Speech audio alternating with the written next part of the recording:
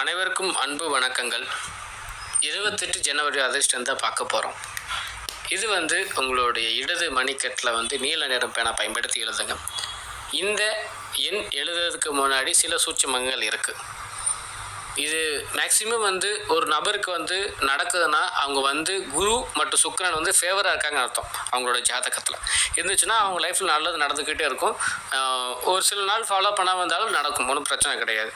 யாருக்கு குரு சுக்கிரன் பலவீனமாக இல்லாமல் இருக்காங்க, ஒருவேளை முன்னோர் சாபம் இல்லைன்னா திருஷ்டி சம்மந்தப்பட்ட விஷயங்கள், ஒரு ஒரு தப்பான பர்சன் நம்ம மேலே ரொம்ப ஃபோக்கஸ் பண்ணிகிட்டு இருக்காங்க, அந்த மாதிரி டைம் இருக்கும்போது இந்த மாதிரி நடக்கும். அது ஒன்றும் கவலைப்பட வேண்டாம். எல்லோரும் இந்த இடதுகை மணிக்கட்டு லெஃப்ட் ஹேண்ட் ரிஸ்ட்டில் எழுதுறதுக்கு முன்னாடி கொஞ்சோண்டு குங்குமம் எடுத்துக்கங்க. கையில் ரைட்டில் எடுத்துக்க, தப்பு கிடையாது. எடுத்துகிட்டு அந்த கையில் கொஞ்சோண்டு தண்ணி தொட்டு, குங்குமம் தெரியணும் அவசியம் கிடையாது. இது பார்த்தீங்கன்னா ஒரு தொடு சம்மந்தப்பட்ட ஒரு எப்படி சொல்கிறேன்னா ஒரு லக்கான விஷயம்னு வச்சுக்கோங்களேன். லைட்டாக லெஃப்டில் எழுதுறது தான் மணிக்கட்டில்.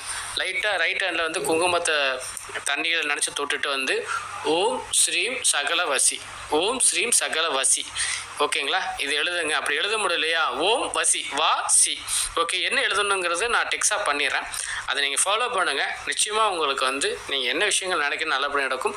முடிஞ்ச அளவுக்கு மனசை போட்டு குழப்பிக்க வேண்டாம். நேற்று பொழுது போனது போயிட்டு போகுது. புதுசாக ஒரு விஷயத்த லைஃப்பில் வந்துட்டேன்னு நினைங்க. யாரையும் கஷ்டப்படுத்த வேண்டாம், சபிக்க வேண்டாம், பேட் வேர்ட்ஸ் பேச வேண்டாம். குறிப்பாக சொல்ல வேண்டிய விஷயங்கள் நல்லதே நடக்கும். தேங்க்யூ.